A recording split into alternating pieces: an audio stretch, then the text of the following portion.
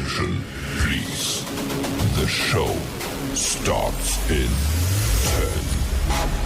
9, 8, 7, 6, 5, 4, 3, 2, 1, go. You're listening to the House of Cards on Facebook, YouTube, and BigPatriotRadio.com. All licenses for music and content have been purchased by and are for the express use of the Big Patriot Radio networks. All information, opinions, and topics are for entertainment purposes and do not expressly represent the opinions of the show's host and or producer. Sit back, relax, and enjoy. Introducing to you. You're on House of Cards, live on Facebook and YouTube. It's going down now. Locked and loaded with the truth.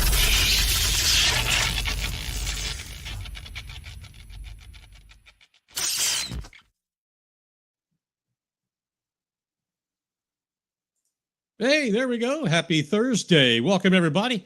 Glad to have you again here on a Thursday. It is, January 9th here in 2025.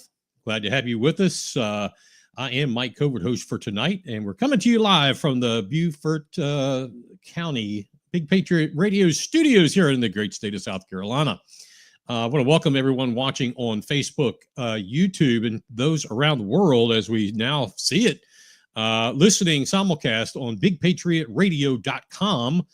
You can check that out on your computer, your laptop, your iPad, Amazon Alexa, Roku TV, on the app, on the website. Put it in your truck, on the boat, whatever. I want to thank you so much to the folks that have been with us since day one. Said that last week. I want to keep saying that because we mean it. And we want to welcome also and say thank you for those for the first time tonight, maybe joining us. A lot of folks jumping on here as we're getting started. Those folks who are doing a huge part as we've been getting this stars thing figured out, really want to say thank you to those folks. And I'm going to do some more things as we go along to specifically thank those folks.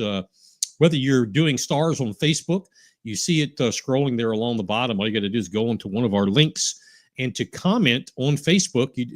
When you hit comment, there's a little shooting star. Like beside the happy face or the GIF or whatever it is, the picture emoji or all that kind of stuff. It's a little star. Push on that. And hey, we just greatly appreciate it. That helps pay the bills and keeps content coming. And we want to thank those folks also doing weekly, monthly contributions, whether it's $10, $20, $5, whatever, to our Venmo account, also running down there below. Again, that is that keeps this thing trucking along. We're trying to hit 2,000 stars for tonight. Now, you may say, wait a minute, you were doing 500, 700. What's going on? Well, as you know, I wasn't really tuned in on the whole stars thing. I had heard that they were inexpensive, and I had sent some here and there. Didn't really pay attention to the cost that, I knew it wasn't that much. And I started to see that, the 500 and 700, that was really... that really wasn't, I wasn't giving us a goal, to be honest with you. So I wanted to make, get a goal going. So I wanted to figure it out. So like $10, I think it's $9.99 or something like that, gets you 830 stars, and you can spend it however you want. And the amount goes up and down collectively from there. More dollars is more stars, less dollars, less stars. So yes, stars are relatively inexpensive when you figure 830 stars. Wow, it's $9.99. Facebook does take its fair share, and I'm okay with that. But hey, that's where it is. Let's see. Speaking of last week, the number one song last week was, what was it? It was When Seasons Change by Five Finger Death Punch over there on BigPatriotRadio.com. Beaufort and Hilton Head were the number one tying cities with the most listeners. Bluffton and Martinsville, Virginia. How about that? Rounding out the top four. That's our last week's highlights right here on Big Patriot Radio and Beaufort County's House of Cards. Bringing you the best selection of hits for your listening pleasure. Yeah, so let's get into it. BigPatriotRadio.com. All right, let's jump right into it. And don't forget, we want to hear from you. Be sure to put your chat away in the whatever method you're watching. Unfortunately, the folks on listening in simulcast on the radio can't chat. But you folks on Facebook and YouTube that are live, feel free. We want to hear from you, hear what's going on. So today there was a meeting of the South Carolina Department of Education, the South Carolina State Board, if you will, relating to 4 books. Actually, it was 5, but 4 that I'm concentrating on because it's a local thing. Brought to them for removal of said books from the South Carolina public school libraries. Now, you may recall that hey, I've thought I heard something about that. Well, for years now, we've been fighting this. Several hundred people here in the local area. It's going on around the state, and it's happening around the country, to be totally honest with you. But here in Beaufort County, I was one of 2 complainants, and Avi Zalai was the other of record. And we started a couple years ago. We had a list of 97 books, and it was we can go through that whole thing again. Anyway, the 4 books coming up to the State Board of Education, the titles were Perks of a Wallflower, All Boys Aren't Blue, Flamer, and Push. That was the 4, and they only do 5 at a time. Much like when the county school board did their joke of a review, very biased. 82% of those in the committees were school employees. A complete farce. And now the state is seeing it. Anyway, they did 5. Okay, these 4 that Ivy brought to them in this second wave of how this gets started. And hey, yes, I was involved, but Ivy has done a phenomenal job, and she is to be congratulated. And she doesn't want any of that. She just wants kids to not be subjected to porn, as a 5th grader or a 4th grader or a 9th grader or 11th grader or anybody under 18. So anyway, These 4 books were part of the documentation to the Beaufort County School Board that we did 2 years ago or so in our complaint to have them removed. And again, I'd love to hear your comments. You don't have to agree with me. It's quite okay. But if you do, that's fine too. Anyway, and we had them on that list for violating several South Carolina state codes that we very directly stated. These are the codes of law that these books violate, not to mention laws of humanity. That doesn't come up. People haven't really been talking about that. And when you do, usually the liberal left, or not even the liberal left, it's more of the fringe left. They just get apoplectic about it. Like, I can't believe you want to take porn out of an elementary school or a middle school or a high school. Because they need to see that maybe that's, maybe that's the reason we have kids that are, anyway, that's a whole nother, we'll go down that road someday. Anyway, today, the State Board of Education, staff attorney, I believe his title is, spoke after those for removal, and those against removal had, given their plea and time to make their case. In all 4 cases, the State Board of Education said that the complainants did not have their proper due process, their proper due process given and or afforded by the local school district. They also made it very clear that the Beaufort County School District had not completed their own due diligence the proper way. They took a vote on all 4 books. They took a vote, one after the other, and unanimously, these books were removed from, it was pushed on to the next level to be removed. And now it's just a matter of process to be removed from South Carolina public school libraries. Someone had commented to me today something about the public library system. No, this does not have anything to do with the public library system, albeit there's a formidable case to be made. My tax dollars not wanting these books in the arm's reach of a youngster are just as green as someone who thinks they need to be. This is strictly the case made to the public school system for school libraries. That with public libraries, the Beaufort County Library or the Jasper County Library or the Insert County here library, public library is something totally different. But with this, all 4 books were removed. Now, there were more people speaking in favor of keeping these books. And if you know anything about these books, you know where I'm going. And if you don't, I implore you, this should all be adults listening to this show. It's not specific. It's not really a kid-friendly show. Go take a look at those books. The name again was, what was it? Perks of a Wallflower. Yeah. All Boys Aren't Blue, Flamer, and Push. That's the name of the books. Go check them out. What did it have in there? All right. Well, it had regular, and where it violates the law is when it has pictures of, describes, and there's all commas in between here. Let's say talks about, pictures of, describes, and or promotes or otherwise sexual activities, sexual relations, genitalia. Everything that you would consider to be pornographic, if you had to define that, would be in this. So what was in these books? Well, there was, normal, usual, heterosexual sex. There was gay sex. There was prolific and profound oral sex between a man and a boy. There was oral sex. There was anal sex. There was, in these books, there was talks about drug use. There was talks about suicide, various things that are all damaging to a child.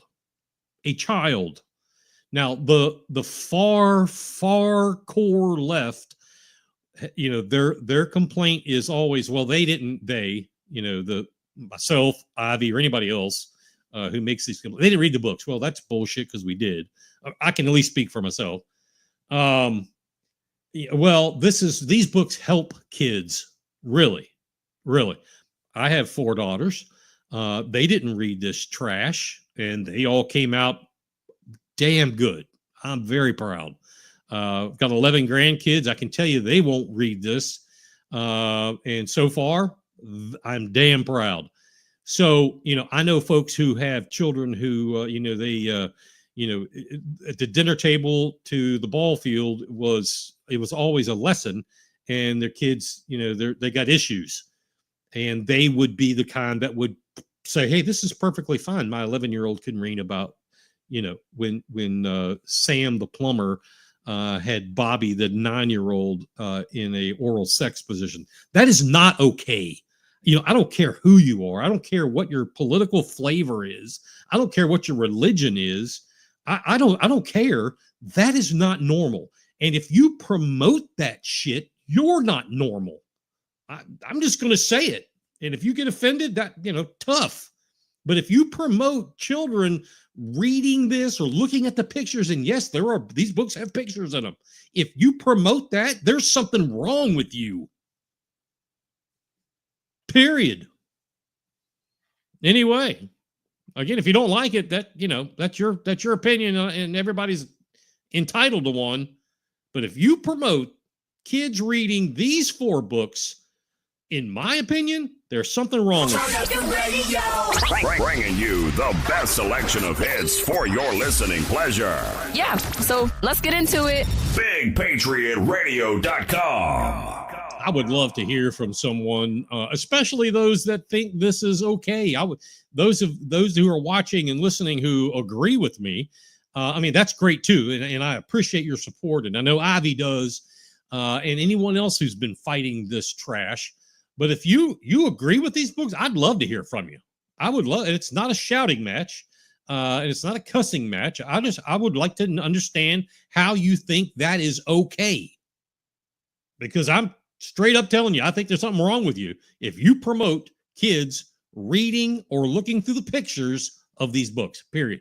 Anyway, this past week, we announced about Beaufort County Council electing a new chairwoman and chair and vice chair.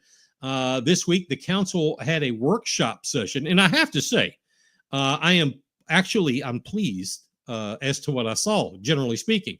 Alice Howard is the new chairwoman, and Tab Tabernick is the vice chairwoman. First time that I can find in Beaufort County history that a female chair and vice chair has ever sat on the dais.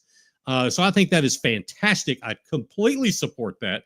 I'm not into labels, whether you're black or white, Chinese or Asian or Native American, man, woman, short, tall, fat, skinny. I don't like labels. So I really don't care about that. I want the right person for the right job. Now, I think it's fine to say, and I do. I think it's fantastic that we finally have in the year 2025. And I think Beaufort County started in, 1725 or 52 or something like that. It's about time that a female chair and vice chair took the dais. Aside from that, I just want the right person. That's it. And I think that's all the voters really want. We just want somebody who's going to do the job, who's not a crook, who's not going to bullshit us, who's not going to go behind the good old boys door system. Wow, this sounds familiar, doesn't it? Anyway, someone's texted me. So anyway, I'm going to skip I'm going to tell you about the meeting because it's pretty important. I'm going to skip the first hour or so of the meeting right now and go right to, and I'll come back to it. But in a roundtable session, the workshop under the direction of Alice Howard, talked about deciding to rename some committees. And actually, what they were talking about renaming them to committees they were several years ago when I was on council and even before. Community services, natural resources, public facilities, and finance. They also, and they agreed to that in block. They also agreed, as far as I could understand, because there was some, and you'll get to where I'm going with it. There was a little bit of bantering going on. They agreed to going back and having an executive committee, which would be the committee chairs, 4 chairs, plus the council vice chair and chair as ex officio. So it'll be a total of 6. Now, again, this is how it was done previously. Now, interesting to that end was York Glover, District 3 out of St. Helena. St. Helena, part of Ladies Island, and I think even actually a part of downtown. What was interesting was York Glover was indicating a hesitance about the executive committee having 6 members. Now, it's disingenuous, in my opinion, of York Glover or anyone in county council acting like they don't understand. So I don't like the game of unable to put a sentence together. You know exactly what your issue is, and you know exactly where this was going. This is going back in time to those committees, how they used to be. So other people may buy that, York. I don't buy it. I know you. I know the game, and I don't buy it. So anyway, Glover would not say why, just that kind of quote, this is 6 members and it's public, blah, blah, blah, blah, blah. He says, come on, York. Here we are, 9 days into 2025, and we already have a council member. After 9 days, a council member perusing suggestions to keep the public out of local government. Well, I didn't say that. That's right, you didn't, because you're smart enough not to say that. So you played the card of, I really don't understand. That's what it came down to. 6 members. Now it becomes a public meeting. Folks, that's why he said that, because at 6 members, now it's a public meeting. Now it has to be notified. The public has to be notified. The public can come in and speak. The public can come in and sit. And some council members, I don't know if it fits his bill or not, but some council members don't like that. They don't like that because that interferes with what they can do. If you don't know about it, they got free willy to do whatever they want. That's how it works.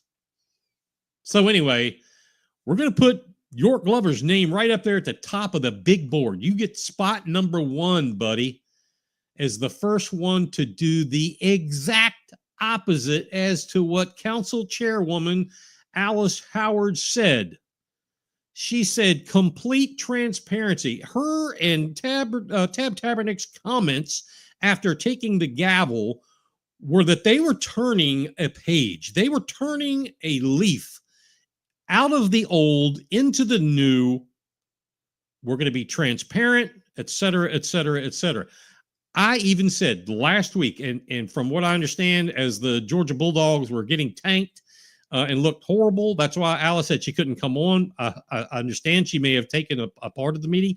I said here, go back and rewind it, that I will give her and Tabernick as much grace as needed to do the job. Now, I disagree with Paula Brown that we don't need to expect things right away. No, that's bullshit. That's total bullshit, because you're elected to do a job. The public is expecting something to happen right now. What Alice Howard did by calling this meeting a matter of a week after getting the gavel is exactly what I wanted to see happen. She did it. I couldn't have scripted it better. She did exactly what she needed to do, and that's what I meant. That's exactly what I meant. Anyway, the leadership, and this is the meeting yesterday or day before, whenever it was, did make the point that they should possibly go back and rewrite the rules package. See, County Council has a rules package. It's the rule, just like the state Senate does and the state House of Representatives. There are House rules, Senate rules, well, there's County Council rules. And they're saying they may need to go back and rewrite the rules package as to where only committee members can vote in committee, but all council members can be there. Now, let me say about that. When I was on county council, when I started, it was, how was it? It was, now I don't remember. It was one way and we went to the other. So I did it both ways. And I understand both ways, being able to be there and vote and then be there and not able to vote, but able to be a part of the conversation. And either way is fine. Either way is fine. One makes the process go longer, but that's not the point. The point is it's not about you and your time. It's about the public. Okay. Now, no one really had any major opinion aside from Glover. While he didn't come out and say it per se verbatim, his tone and questions were concerning why. Again, York can play the game that, it's hard to put his words into a sentence phonetically, verbally. That's baloney. He knows exactly what's going on. His situations, his tone, his questions surrounding this, because he knows the camera was on him, was about why. Why are we doing this? He raised the point as to what would the results be of voting outcomes. Interesting he would ask that. Gerald Dawson spoke that he felt both ways of doing it had merit. I agree with that. There's merit both ways. But just like Glover on the previous topic, he was more concerned about county council having to talk about the same subject twice. Sorry, but Gerald, that is a complete slap in the face of the public. I mean, that's what that was. I don't want to talk about it twice because it takes too long. Wow. You should debate it in committee. You bring it to the floor of the general council meeting, and that's where you vote on it. Maybe a member has a different opinion.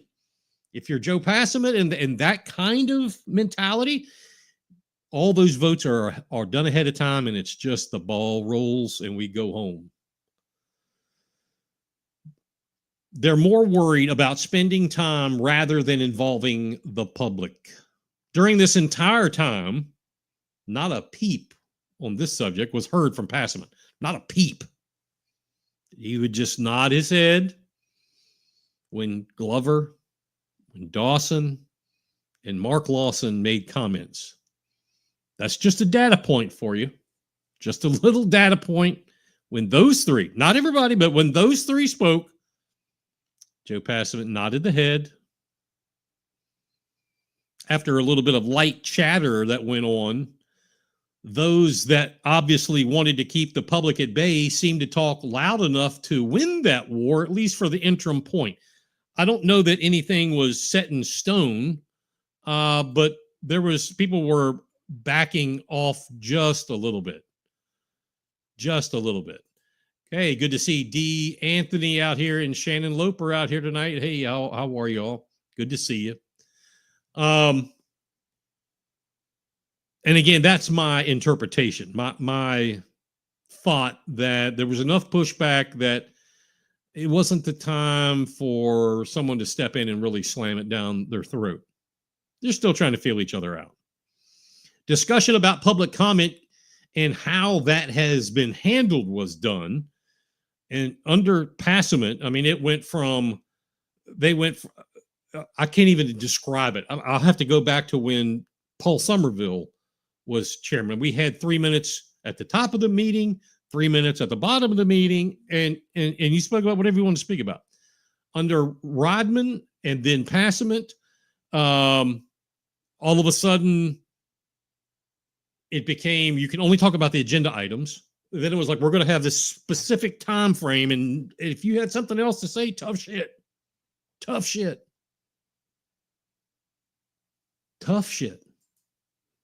And so it went from there to where we are now. And Shannon says, Passavant insisted to Eric and Whitney on numerous occasions that I get fired for supporting JoJo being JoJo Woodward. And we reported on this, and this is correct. This is correct. We have one of those two folks on record is saying this is correct. Hey, Carla from Defusky, keep up the great work, she says. Good to see you out here. Thanks for being a part of the show. Yeah, my sentiments too. Shannon says best chairman of all times, Weston Newton. I agree. We'd love to hear from you folks. Please chime in. And don't forget, send us some stars on Facebook. Anyway, discussion about public comment came and went. Chairwoman Howard suggested that they allow anyone to speak at the beginning to talk about anything, not just agenda items. Completely not what Joe Passavant wanted. Completely. I like it because people, the citizens, the taxpayers, they should be able to talk about whatever it is they want to talk about. They're the taxpayers. It's their meeting. You're just here. Rodman, Passavant, no, we don't want that. We want you to only talk about what's on the agenda. Then they finally, I know at some point in time they had, and I don't know when it was instituted, but Passavant or somebody made a change that you could talk about anything you wanted to at the end. So if tonight's meeting had everything on the docket, and say you were from, take a place, Defusky, Hilton Head, St. Helena, Fripp, whatever, and you wanted to talk about the amount of raccoons that are invading the public landfills, and if that's not on the agenda, you had to wait until the end. I'm sorry, that's just rude. Again, elected officials, you're there at the pleasure of the citizen, of the taxpayer. That needs to be kept first and foremost in your mind. I'm getting off topic here. So anyway, again, they're going to be able to talk. People, according to what we heard at this workshop, they're going to let people talk about whatever they want before and at the end of the meeting. The time at the before looks like they're going to go at a half hour, and the end maybe 15 minutes. That's not set in stone, and that should be the way. There has to be a defined time, a beginning and an end. That's perfectly okay. It's also okay that they have in the rules package, there's a time limit, whether that's 1 minute, 2 minutes, 3 minutes, whatever. And I think they're at 3 minutes. So that's fine. They're doing so far. Again, like I said it earlier, I give Alice Howard all the grace that I should give her and as she should have. And so far, things are looking good. The point of all this is the rules package is changing go back and rewind. It's changing from basically Passament's ways to Howard's ways. And that's okay. It really is okay. When Paul Somerville left the chair and Stu Rodman got it, there were things that Paul Somerville, his way of doing things, didn't appeal to Stu Rodman, maybe. And so forth when Rodman got decided to get booted out and Passament came in there. So all that is okay. But that is what's happening. Okay? That is what's happening. Tribal knowledge here. This is some tribal knowledge that you don't hear this on the TV station. Howard's suggestions are almost the exact same way we did it under Paul Somerville. And hey, I'm the first one to say I didn't like a lot of what Paul Somerville did. But the way he ran those meetings, that I got used to that, and I actually thought it flowed very well. I don't like this exception by no objection bullshit. You take a vote. Everyone needs to be recorded. You don't need to come to an end of a term and someone say, I didn't vote on that. Well, there was no objection. Yeah, but I didn't vote on it. You need an aye or a nay. Everyone should vote. Everything should be recorded. That's how this works. That's how this works. Howard did ask all of county council members for their input, which is how we used to do this, as to what committees they wish to serve on. Now, I think if I can remember properly, when Passament first got on council, when Rodman resigned, and that first year came up, if I remember correctly, he assigned committees. Basically, that's how they can do it. They can assign it, or they can do what Alice Howard did, which is how Paul Somerville did. You put in a list. Hey, this is what I like to serve on here, and do this and do that. Now, let me say this. If you think that the chair and to some point the vice chair, but mostly the chair, if you think they don't already have an idea of what they want because they have an agenda to get across, it's part of the game. It's all part of the game. If you think they don't, and if you think Alice Howard doesn't, I mean, you're sadly mistaken. But she is giving everyone the ability, rather, to say, hey, you know what? I've got a liking for this committee and this committee and this committee. And, I like to be chair of that committee. And I want to be, the liaison to this commission and that commission. That's my interest. Okay. If you have no interest in, I don't know, if you have an interest in the public facilities, buildings, everything that's under the public facilities, you have an interest in that, and you don't know shit from Shinola about land acquisition, then being on natural resources is going to bore the shit out of you. Don't do it. So I applaud how she's handling this. See, Shannon's back on here. He was a true, honest councilman. If you mean Paul Somerville, I take exception with that. He didn't dictate what staff should do. I also take exception with that at the very end. If there was a question, he called staff and asked questions. He should not. It is as John Deloach, or whatever his name is, Mr. Deloach, said on tape to the county council the other day at this workshop. County council, you need to stay out of the day-to-day business. County Administrator Michael Moore even spoke up and said, county council members, if they have a question, they need to contact me being the administrator or the ACAs. Anyway, he knew that he had no say on staff, Passament, dictator. Yes, I agree with all that. Anyway, so I totally agree with how Howard handled this. I'll be interested in seeing who makes it across as finance chair and natural resources chair. Finance. Finance is probably one of the most, they're all very important, but probably the most serious, only for obvious reasons. And Mark Lawson has been the chair for the past 2 years. Nothing against Mark Lawson, but in my opinion, that needs to change. So with that being said, this channel has made a wish list of committee chairs. So, and we'll put these together for you. And this is just a suggestion that we have. Finance chair, David Bartholomew, out of Ladies Island as chair, and Paula Brown as vice chair. This is, again, these are our suggestions. This means nothing. This is just a suggestion. Community Services Chair, Gerald Dawson as chair, and Larry McKellen as vice chair. Gerald Dawson has a knack with community services, and he does a good job with that.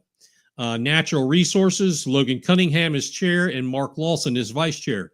I think, personally, I think Logan would do a fine job with Natural Resources, and be that as it may. Public Facilities, I put down Tom Reitz as chair and York Glover as vice chair.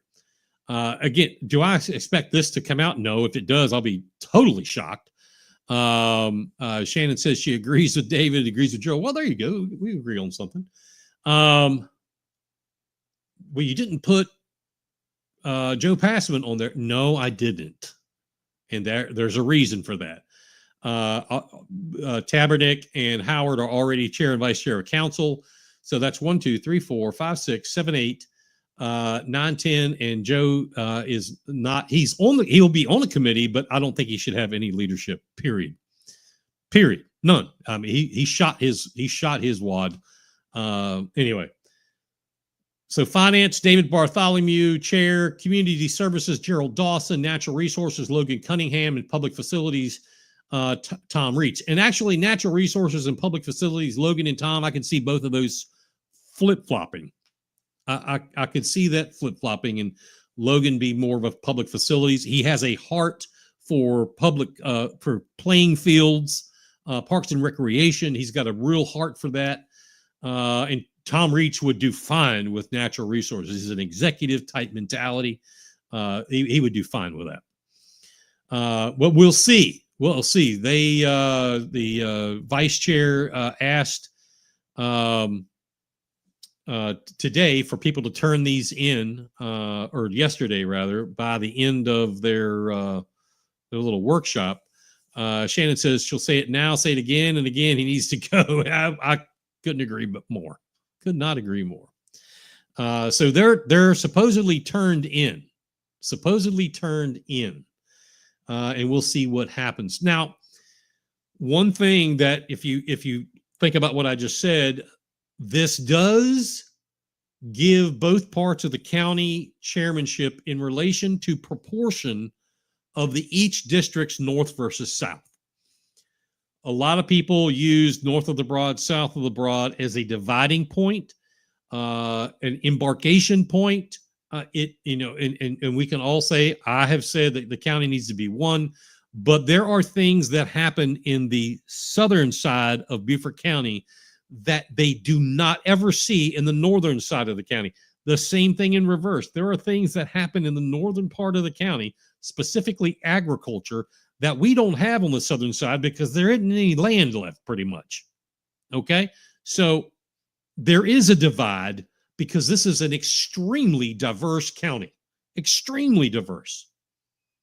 And there are, I guess it's 4 seats in the northern part of the county. There are 6 seats in the south, and 1 straddles them both. I think that's 11. So one thing, and I want you to hear me loud and clear on this. Hear me loud and clear. The public needs to be involved. However they do it. If Mickey Mouse is the chair of the Public Facilities Committee and Pinocchio is the chair of the finance, whatever, the public needs to be involved. With that being said, all of you that are watching, the public, you need to show up at committee meetings and county council meetings. You can also show up at boards and commission meetings. I should know how many boards and commissions there are. It's a ton. There's a library board. There's a transportation commission. There is a stormwater board. There's a Parks and Recreation Commission. I mean, there's an alcohol and drug abuse board. The veterans board. I mean, disabilities and special needs board. They're all over the place. You want to go listen. You have something to say it. Specifically with these county council representatives, these are the folks that need to hear from you. Well, I can't go to everyone. That's fine. That's fine. Go when you can. Email all the time. Make a phone call. If your representative or never calls you back, and I will say that probably 60 to 70% of them don't, because I get phone calls and I'm not on council and I still get phone calls. I know others do because they call to tell me, why do you think I'm getting calls from this other side of the water? Well, because so-and-so doesn't return calls. Is what it is. Is what it is. Find someone who will listen to you. The old saying, the wheel that squeaks the loudest gets greased first. It applies. It applies. If they make the time available to you for your voice to be heard, take advantage of it. Otherwise, we have zero right. That's right. I'm telling you. Otherwise, you have no right to argue if we're not going to do anything about it. You can't complain about it if you don't do anything, whatever your part is, you don't have to go full on, but you don't do your part, you can't complain. You really can't. You really can't. So do something about it. One thing I would like to see Chairwoman Howard change is that the council meetings rotate back across the county to include Hilton Head, Bluffton, St. Helena, and then the county chambers. We did that at one time. I didn't hear that mentioned at all. If they were to do that, everyone has the opportunity to be involved. The way they have it now, unless you live in the city of Beaufort, let's say Burton and Port Royal, and even Ladies Island and St. Helena to a point, because it's not that far away. It's easy to get there. If you live on Hilton Head, Defusky, Bluffton, Fripp, I mean, it's something else to get over there. It takes a lot. These folks from Defusky, they come over there. There's a lot of them, and I applaud them because that ain't easy. I mean, it ain't easy getting over there, over anywhere, when you got a ferry system that is defunct as it is, and docks falling apart. But now you got to get to a county meeting and be sure to leave in time so you can get home. Anyway, if the county council, and there are some that are watching right now, if you will take this and think about it, if you were to rotate your meetings, yes, you're going to have more county council chambers. Absolutely. But rotate onto Hilton Head, like at the library, in Bluffton at the recreation center there on Buckwalter, St. Helena at the library, and then county council chambers. We even had one where, what was that? It was Whale Branch High School. We did one time. I thought it was great. It doesn't matter where, but you're getting more of the community involved. So one final piece from that workshop was the open roundtable. And this you're going to find, I hope you find this interesting. One final piece, the roundtable. And the roundtable was open for each member to make comments of whatever he or she wanted to do. And actually, she asked, she being the chair, asked Passament to start it off. And he's District 5. For the first time in the years that I've known him, which has been quite many, the years that I've known him, he has never spoken of his district. I've never heard him talk about problems and solutions for District 5. Everywhere else, on a large scale, sure. But he actually had information about stuff going on in his district: water, public water, sidewalks, traffic, mainly in the Burton area, and that's part of District 5, just like Riverbend. That's a big district land-wise. But he did not address any of the crime in his district, and that's a shame. That's a shame. That, again, in my humble opinion, the crime, the murders, the drugs is way more important than a sidewalk. The sidewalks in Laurel Bay, absolutely a great thing. Need to have it. Is that going to solve the crime? No.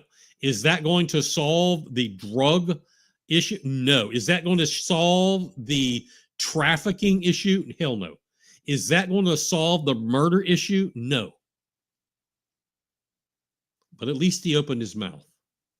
And then later on, Gerald Dawson spoke up and said, by the way, those sidewalks you talk about, that's in my district, District 1. So he talked about shit he didn't even know. Wasn't even his own district, for gosh sakes. Anyway, Tom Reese was up. He mentioned the stormwater issues and successes that he has had within his district, which is District 11 on Hilton Head Island. His solutions that he's been working on hasn't been seen in decades. Well done, my friend. Well done.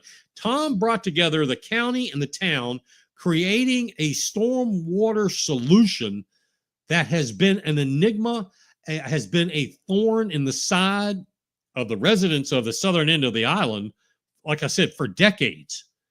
And he put a solution to it. Paula Brown, District 8, mentioned that the Beaufort County School Board was buying Willow Run property. That's on 278, almost directly across from Eagles Point. I had not, I had not heard of that.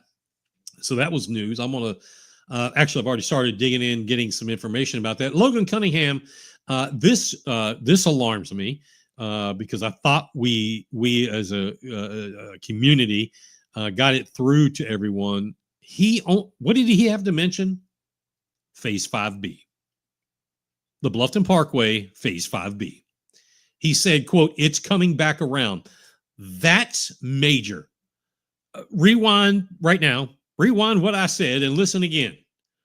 Per Cunningham, per him, it's coming back around.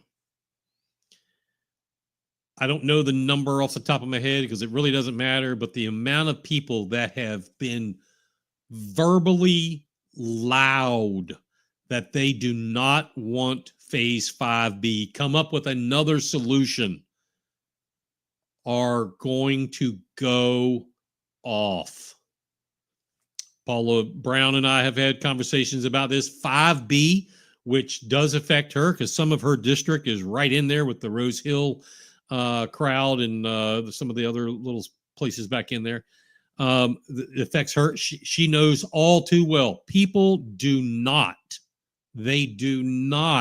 want anything to do with a 5B. Furthermore, 5B, when it was thought up, was to continue with Phase 6 and 6B and 6C, which would have gone behind Sun City. That property has been sold.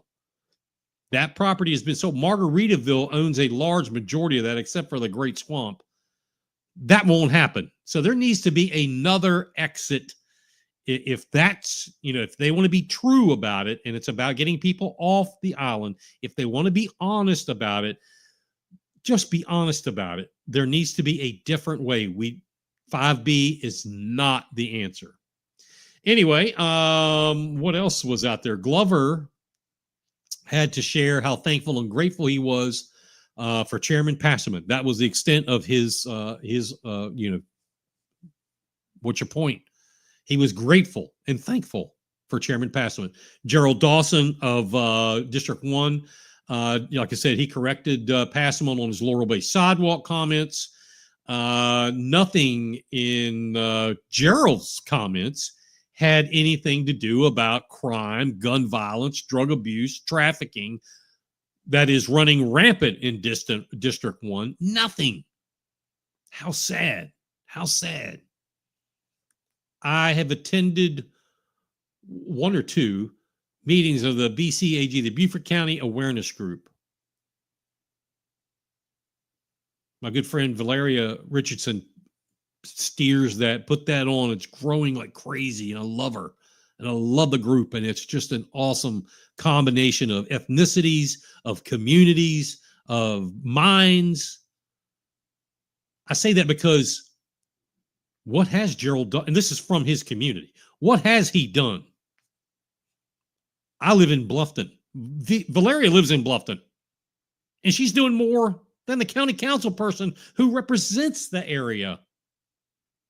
You need to be a leader, my man. Be a leader. If you don't care, it's okay to say, that's not my problem. I'll put that on the sheriff. Just go ahead and say it. I mean, you might as well. But if you do care, be a leader. Mark Lawson, District 9, talked about the All Joy meeting. Nothing of substance, only that they had a meeting and it was a lot of people, but zero substance. He did give, again, thank yous to those people who help. And again, he was the third one who was bowing to the ring of Passman. McKellen, not even there. The interesting thing, and I like to unpack stuff. The interesting thing about this roundtable, as we're coming up on 5 minutes before the top of the hour, was that the three stalwarts of Joe Passman, first and foremost, and I'm talking about Glover, Dawson, and Lawson, all, I use the term bowed,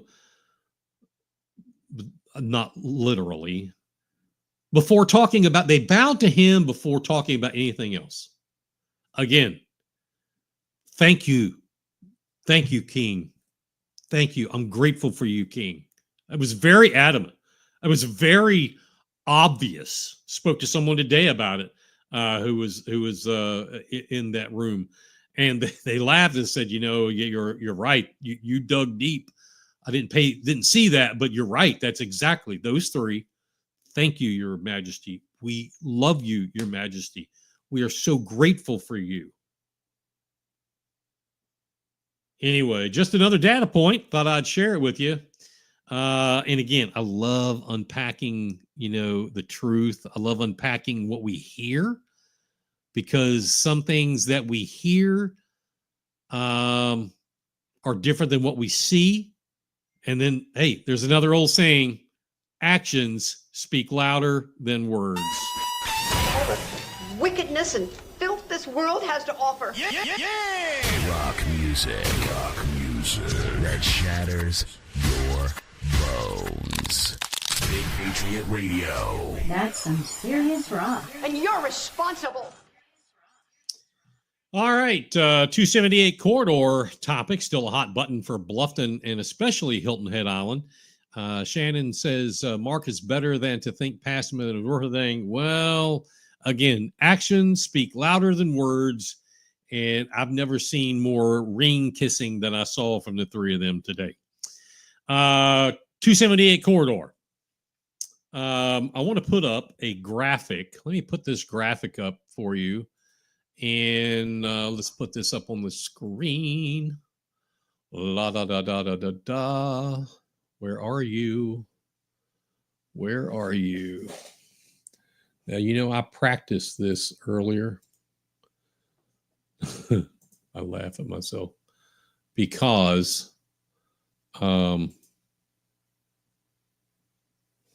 it's so important.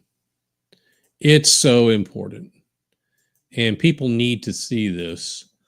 So let's just do a little something here. And we are going to share this.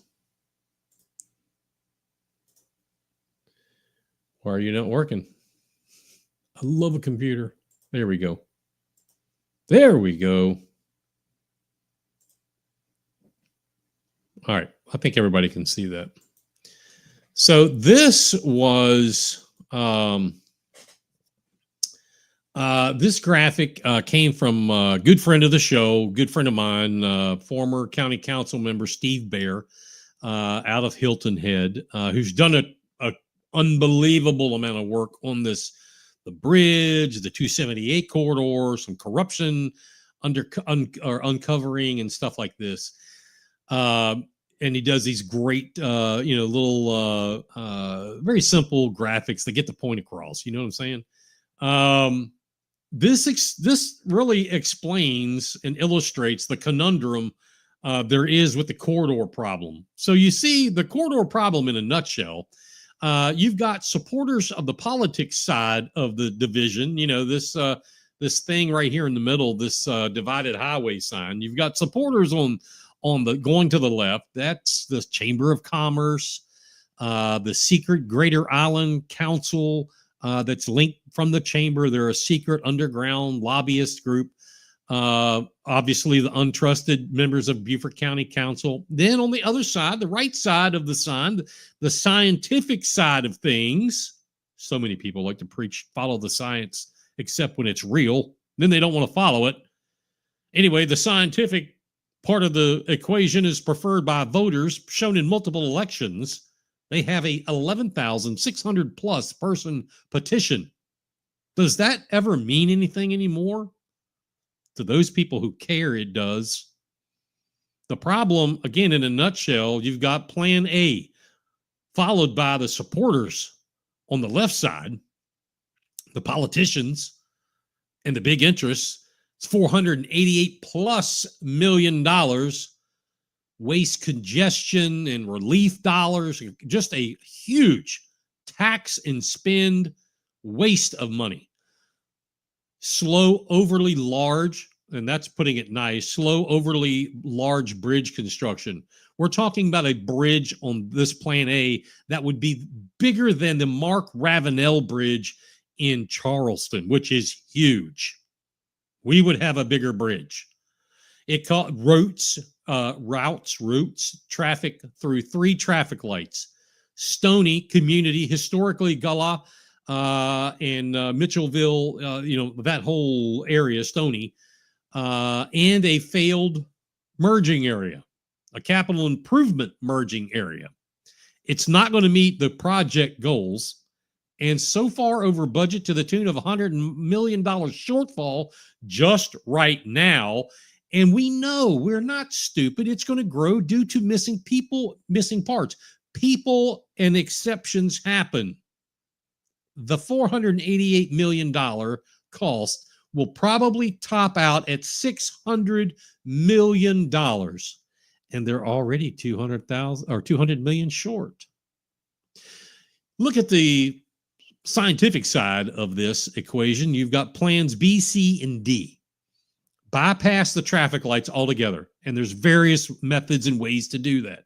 It dovetails with SCDOT 1 and 2 span plans, much smaller in comparison. Matter of fact, it's not even ability to be comparable.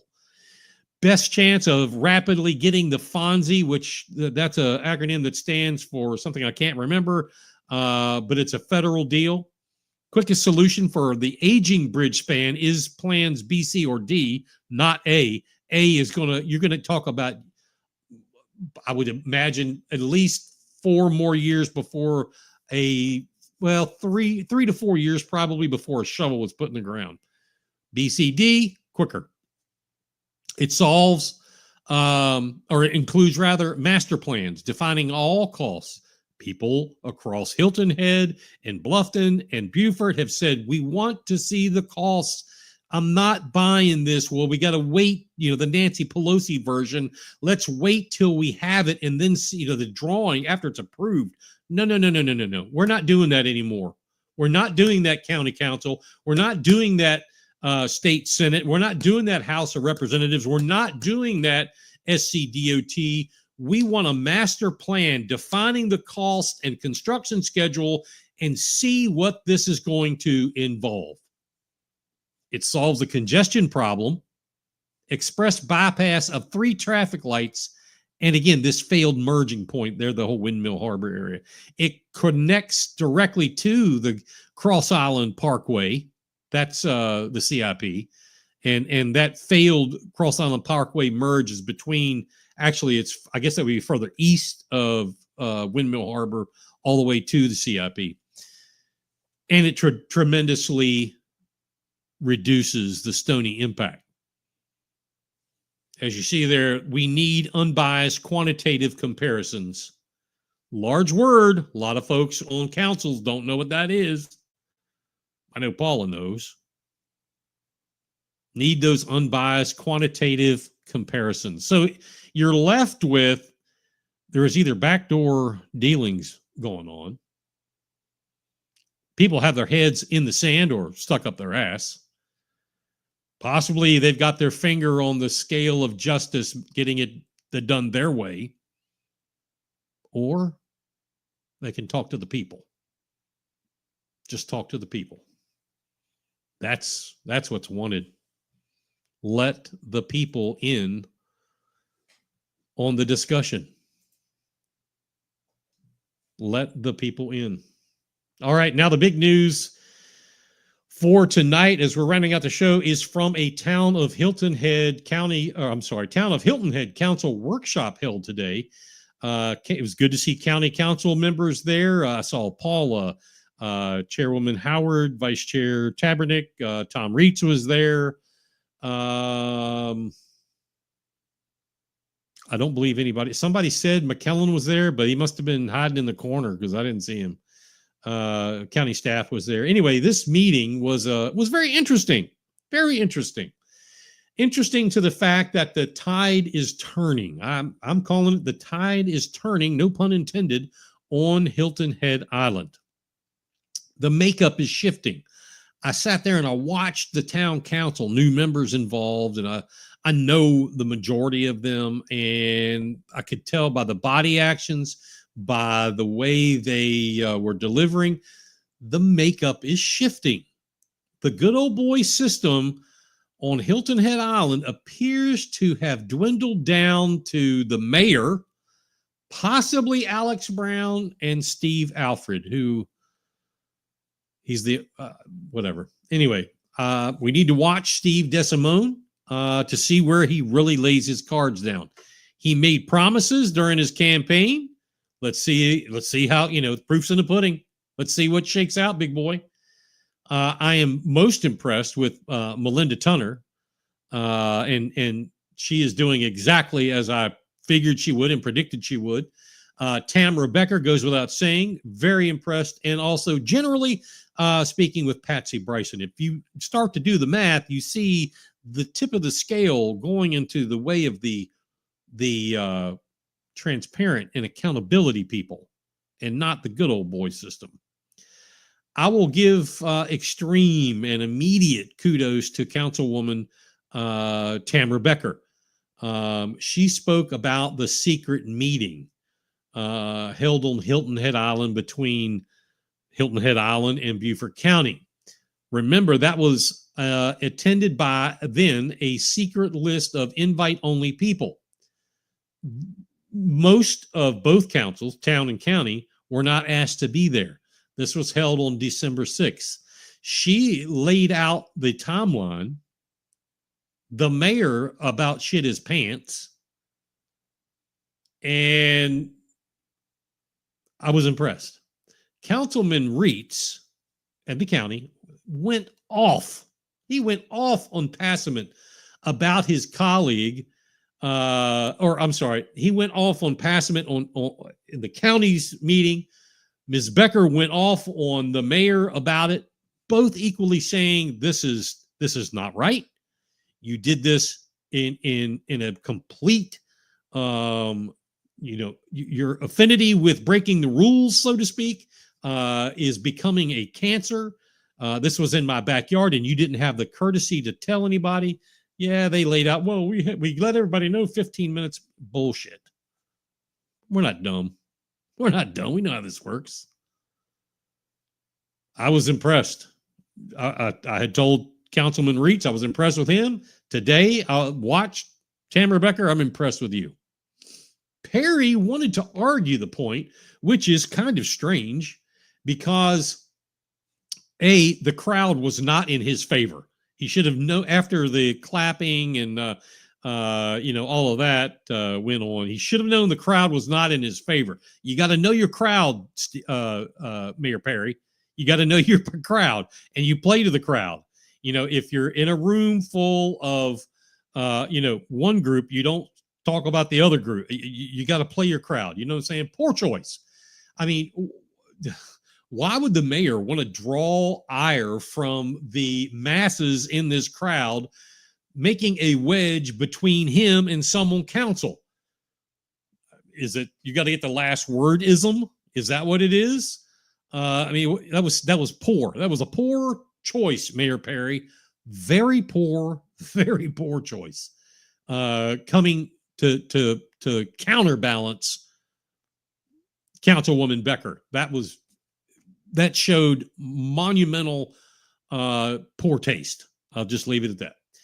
So the arguments in the meeting remain on the size of this bridge, and basically how much money is going to cost and what it is they want to do.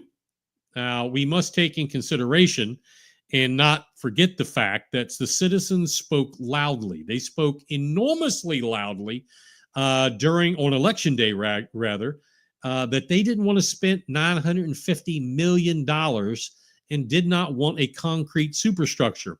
They spoke loudly before that they didn't want to spend $1.6 billion. So County Council came back with $950 million and then a $515 million go bond. If you're going to find a way to skin the cat, don't use the same method. It does seem to all of us here on the House of Cards that it's falling on deaf ears.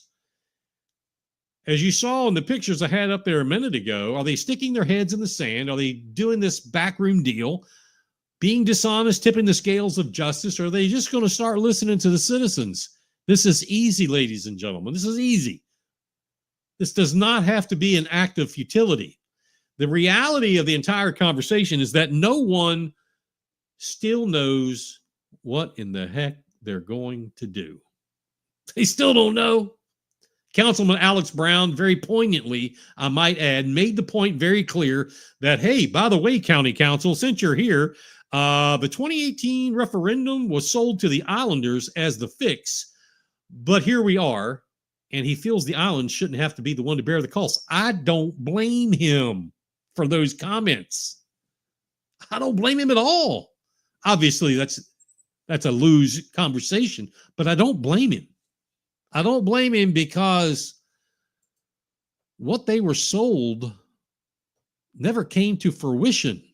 Let's go! The station that keeps it rocking 24/7. Ladies and gentlemen, BigPatriotRadio.com.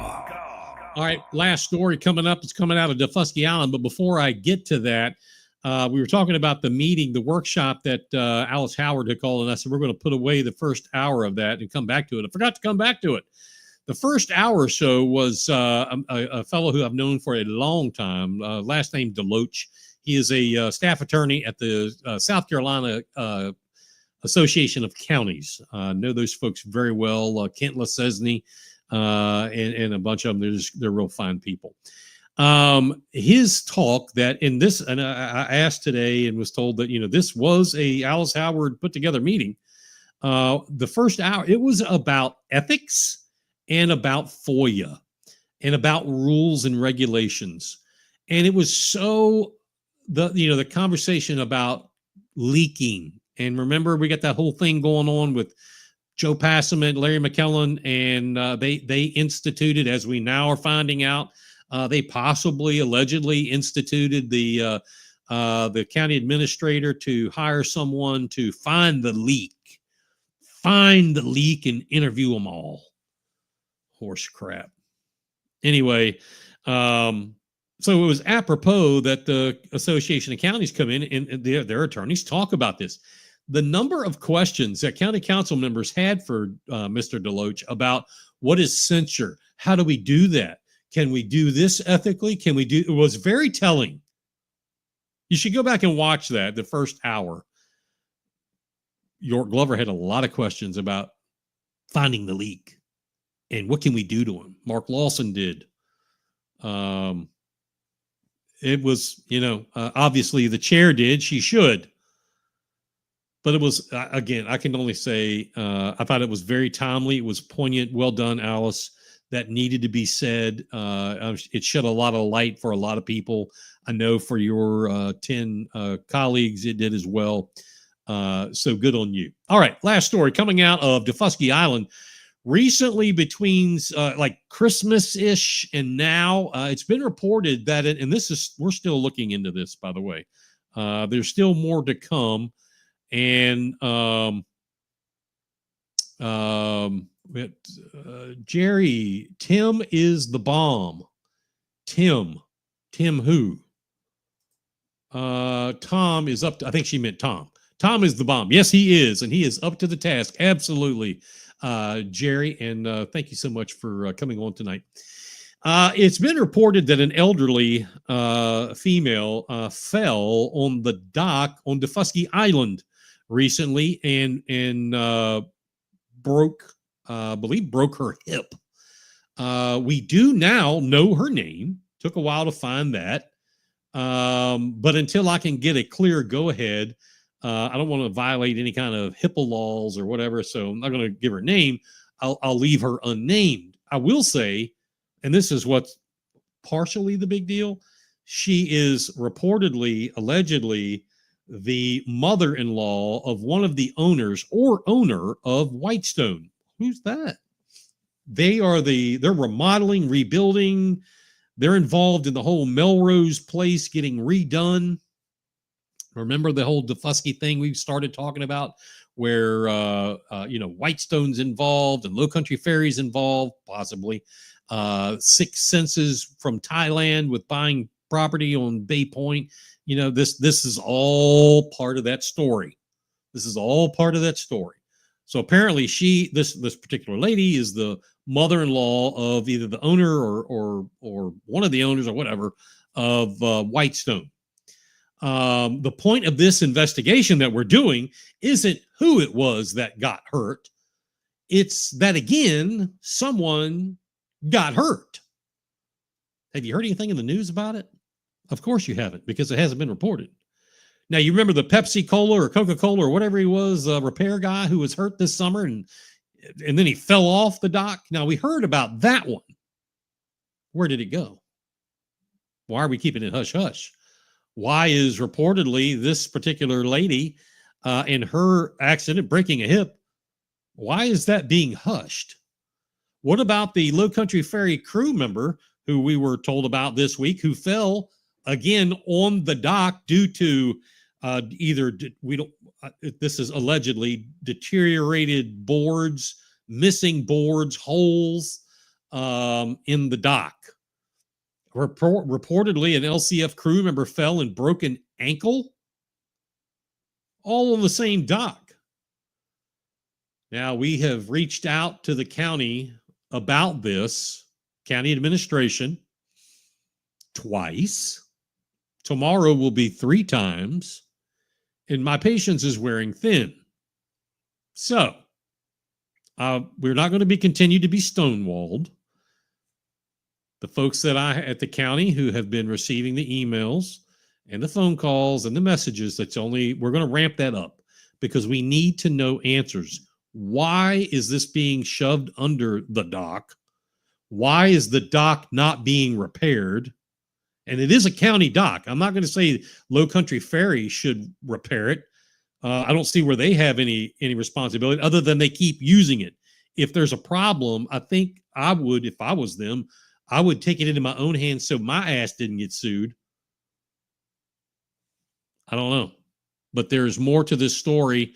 Those folks that are on Daufuskie know that Beaufort County's House of Cards takes their pleas very seriously. And we're going to keep dogging this one until we can find out. And we have a report, and I'm waiting to get a picture of this, of someone in a wheelchair that could not get on the boat, the ferry, because the gate was not wide enough. Oddly, I think she would be the daughter of this particular lady that fell and broke her hip. Her daughter posted something on, I think it's the daughter, allegedly from what I'm being told, on Nextdoor, that her mother is doing well and she was able to go home because the boat, the ferry, accommodated the wheelchair just fine. Okay, Why do we have reports of wheelchairs not fitting? Why? We're going to have a picture of one, hopefully. And then you make the decision. Is it only skinny people in little wheelchairs can get on the ferry? What if you're my size or bigger? And you have to have what about bariatric wheelchairs? What about those? What about just bigger wheelchairs? I mean, I'm 6'2", almost 300 pounds. I'm not going to fit in a little wheelchair. Would mine go through there? ADA compliant lawsuits have been flying from what we're told. I don't know. We'll see. Your Rock Authority. Patriot Radio. I wouldn't tell anybody about this. And Jerry, yes, it was amazing to see so many council members on Hilton Head today. You're right. We all need to work together. There needs to be a common goal. The community, the citizens, the taxpayers, the business owners need to take their county, their towns back away from this behind the scenes, good old boy, behind the door network kind of bullcrap. We're too big for that. We're 200,000 strong in Beaufort County. This is not some little backwoods, pokey ass county anymore. Let's stop acting like it. How about that? How about that? All right. Thank you to everyone tuning in tonight. End of another great show. It's 20 minutes past the hour. Help. Let's try to reach the 2,000 stars mark on Facebook for tonight. Go on to Facebook. Go to the links where you're watching, or just go to our page. Click on a comment, and boom, there's a little star. You can do stars. Go to the Venmo link. It's below. Your generosity helps keep bringing the show new stories and new content, and us investigating them as well, and you coming back. Join us again next Thursday night for another Beaufort County's House of Cards. We're going to have David and Jordan Fox from New American Movement on here. That's hopefully another bit of information about the Husky Island and the mysterious dock of damages. Plus a whirlwind or more stories just to blow your mind. Till then, be safe. And as always,